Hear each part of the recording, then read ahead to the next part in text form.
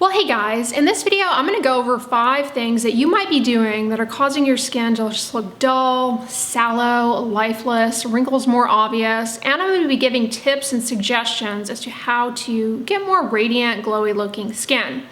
Dull appearing skin often is the result of dryness. Dryness due to increased water loss out of the skin that often happens at nighttime. It may be related to lifestyle habits. Before I get into the 5 things, I want to take a moment to thank today's video sponsor, Peak Tea. I've been drinking Peak Tea for years. I think they're one of the longest running sponsors of my channel. Peak Tea is the highest quality teas I have ever consumed, and I love that they use this unique high-tech cold crystallization method to derive these tea crystals that have concentrated antioxidants, and they just dissolve in a matter of moments in either hot or cold water.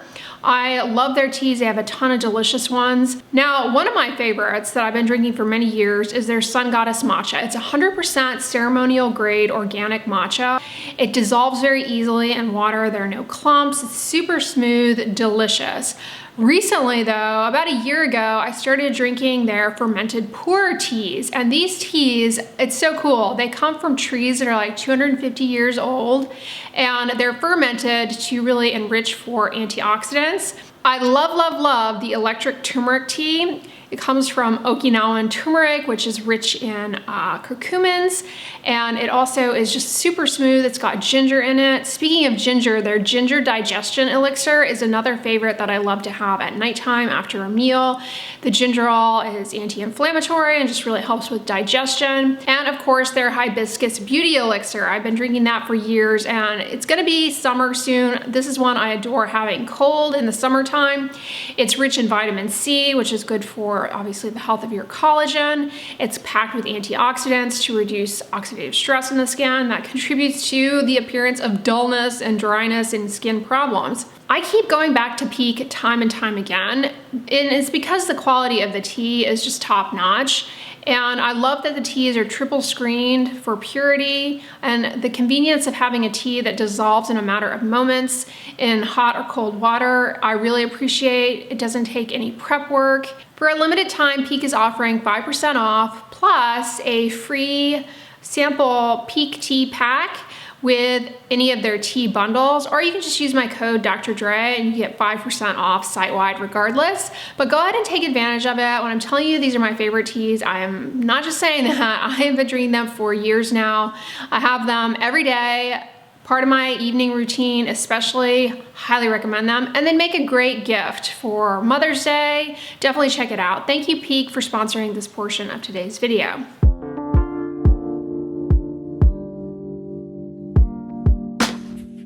One of the pitfalls of our modern lifestyle is that we are sedentary for large stretches of the day. This has actually been correlated with a lot of adverse health effects. And so I encourage everyone to get moving. Now, being sedentary all day, it also can leave your skin looking dull and lifeless. So if you find that you are sitting for long stretches throughout the day, I encourage you to get up, move around, get some exercise. It doesn't have to be a complicated routine, but exercise is so beneficial for the health of your skin. It has actually been shown that people who exercise regularly have fewer signs of skin aging, likely because of the beneficial outcomes on mitochondrial function that come about as a result of exercise, and perhaps even related to preservation of muscle mass that we lose with age. And exercise improves blood flow and circulation to the skin, which is important for delivering healing growth factors that repair damaged collagen, as well as damaged skin cells that have received the onslaught of injury from things like ultraviolet radiation, pollution, infrared radiation. Again, it doesn't have to be complicated. Just going for a brisk walk or doing some jumping jacks in place, it will bring the blood flow to the surface of the skin, and it really does deliver an almost instant glowy radiance to the face. Highly encourage everybody to just get up and do a little exercise, especially if you are sitting for stretches of longer than 20 or 30 minutes. Just get up, move around. Another way in which exercise benefits your complexion and reduces the appearance of dullness is that Exercise helps with reducing inflammation throughout the body, and it also helps with modulating stress responses. Certain hormones that are released in the face of psychological stress actually impair healing and recovery and delay repair of collagen. So that is another benefit of exercise. In the description box, I'm going to link my video going into a deep dive to the benefits of exercise for the health of your skin. So definitely check that out if you need some motivation to get moving, but that certainly can play a role in just having your skin look glowier, but also actually being healthier in the long run. I think when people are thinking about their skincare routine, they are mostly thinking about dry skin as a chronic skin problem and maybe something that gets worse in the winter time.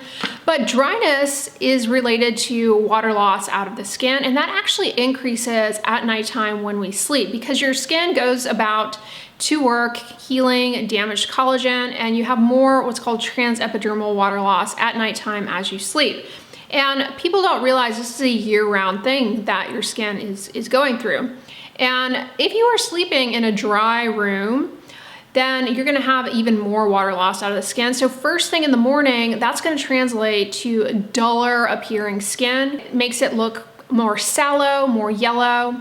Now, simple change like putting a humidifier in the bedroom can really help a lot. Just have you wake up looking glowier, dewier, really just by reducing that water loss out of the skin.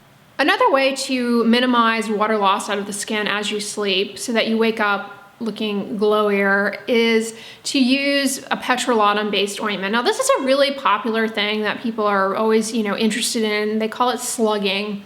And not everyone tolerates it, to be honest. Some people, especially those with acne-prone skin, find that putting petrolatum all over the face makes them more prone to breakouts and irritation around the follicle. It can make them feel overheated, but other people tolerate it quite well. For me personally, I find it's tremendously beneficial to do what I call slugging light, and that is just to apply petrolatum to like really problematic areas on the face, like the balls of my cheeks, around my eyes and around my mouth. The balls of the cheeks actually lose a lot more water.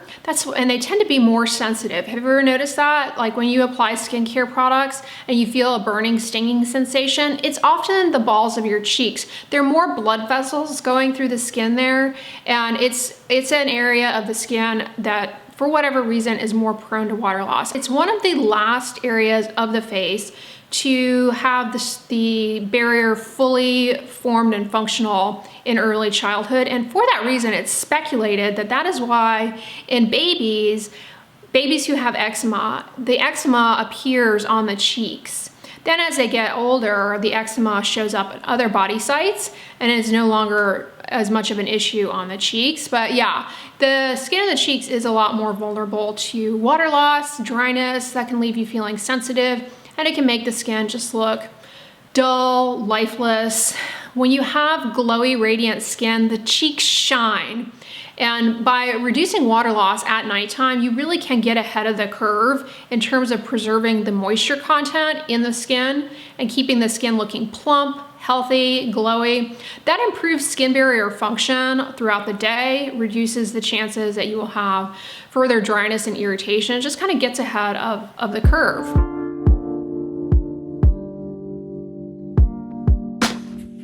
There are so many skincare products out there that really can't do much, and they're not strikingly different from one another in the grand scheme of things.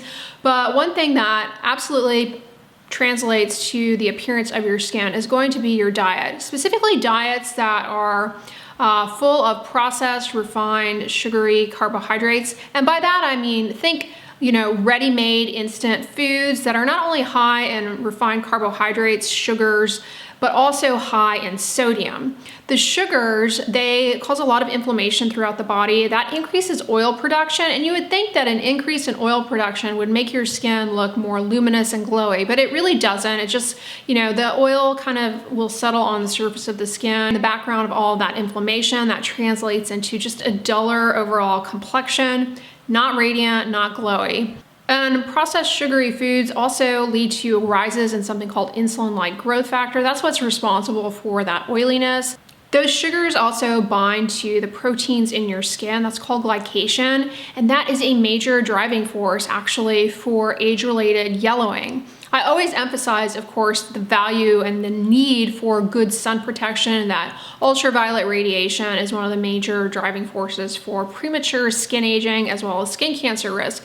But when we're talking about other things that play a key role, your diet, and diets high in refined sugars, sugary foods, these are well established to impact the health and integrity of the collagen in the deeper layers of the skin. So that leads to wrinkling, loss of elasticity. It's kind of just going to give you more of a saggy, dull appearance. So make sure that you have a diet that includes fruits and vegetables. These are rich in antioxidants that can ward off some of the oxidative stress that our skin is exposed to throughout the day from environmental stressors coming from pollution, infrared radiation, ultraviolet radiation, tobacco smoke. The sodium and diets that are high in like ready-made convenience foods, again, not only high in these refined sugars, but also salt.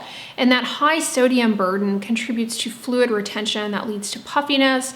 With age-related change around like the eyes, for example, we start losing bone around the eye socket, and therefore that fluid is more likely to accumulate there and really aggravate the appearance of dark under eye circles and hollows. And overall, that's going to lead to a duller appearing complexion, especially under the eyes.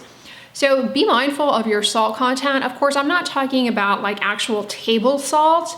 I'm talking about sodium in processed foods. I mean, it's really high. If you just pay attention, you will start to realize very quickly that a lot of foods have easily just 20 to 30% of your daily sodium requirement in something as simple as like a few tablespoons of a sauce. And that doesn't even include the entire meal that you're eating. So I do think that it can be something that sneaks up on people, because the thing about sodium too is like your palate gets accustomed to it, and you don't necessarily realize that you are taking in that much salt. And long term, that can have an impact on your blood pressure for sure. And blood pressure is something that sort of insidiously creeps up and can really have serious long-term health impacts, and is actually difficult to start getting under control once high blood pressure develops. You know, medications you have to go on in many cases you have to go on multiple medications. You want to avoid all that. As a side note, those medications also can leave your skin looking dull and not as glowy. So start early by thinking about your diet, trying to, get a balanced diet that has those fruits and vegetables. Try and cook foods yourself rather than rely on things that are, like TV dinners and stuff tend to have a lot of salt, oftentimes a lot of sugar as well. Try and cook foods yourself.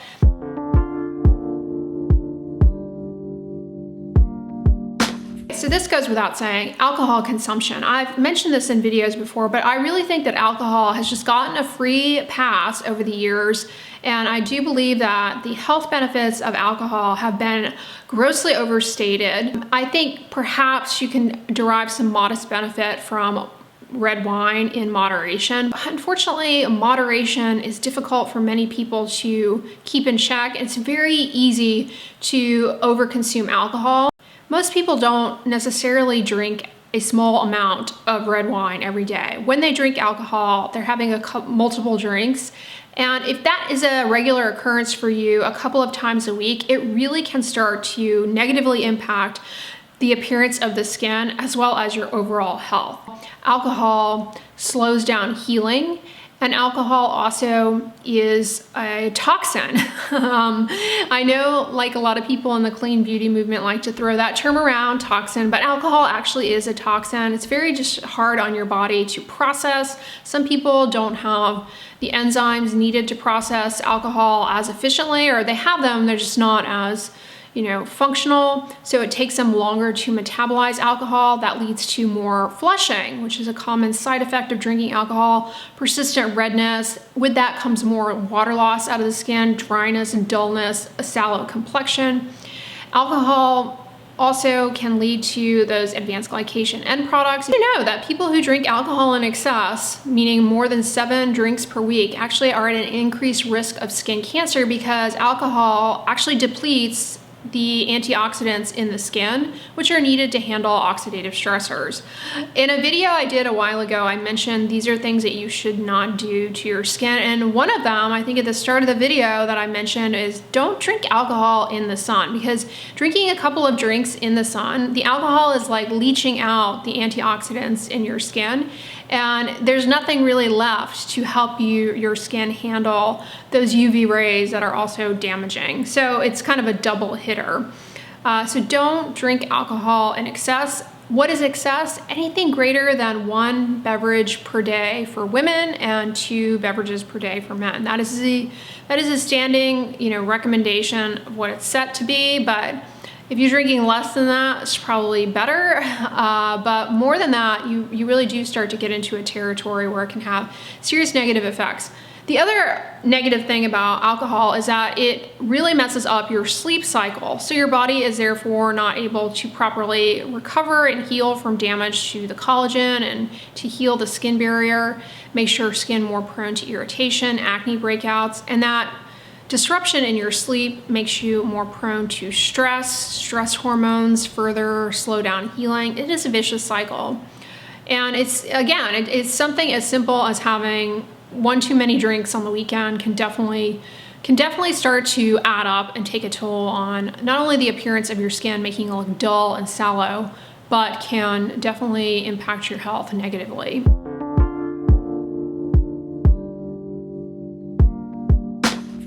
Let's focus on your skincare routine, right? Like products. I think for the most part, people, because of the beauty industry and marketing, I think people who are dealing with dull skin especially, but everyone in general, they tend to focus on exfoliating too much. And they tend to think, oh, my skin is dull, so exfoliating must be the remedy. When in reality, it is not.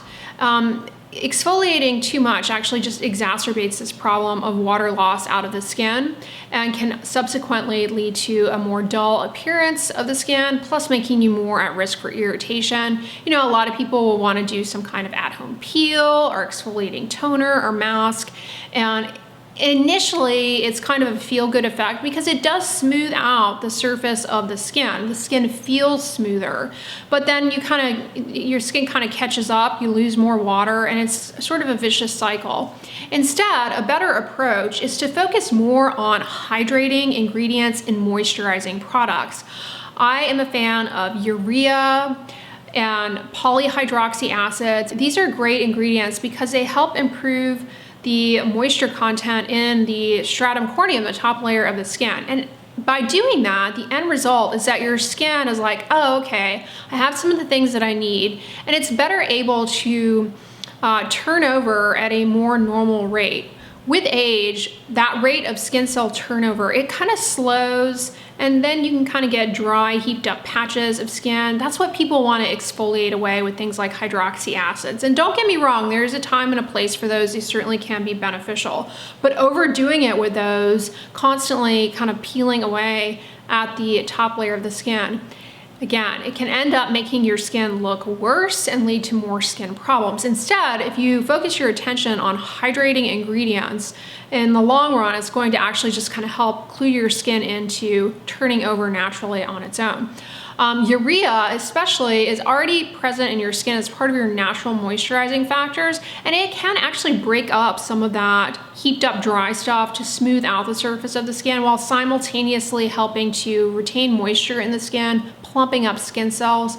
Polyhydroxy acids are a family of ingredients that kind of, they kind of hold hands with both exfoliating and moisturizing. Because they are hydroxy acids, they do increase skin cell turnover, but they also help with holding onto water in the skin. They're super gentle. People with very sensitive skin can tolerate them quite well, typically.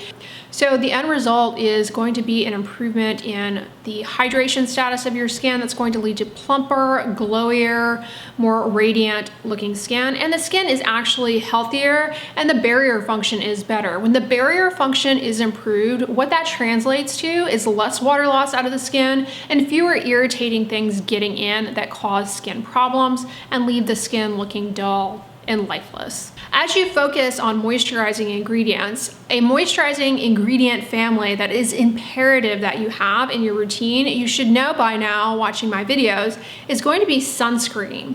A lot of sunscreens, most sunscreens are going to be in a lotion or a cream vehicle. And those vehicles, which just means the stuff besides the sunscreen ingredients, cream, lotion, those vehicles, they tend to offer some moisturizing properties.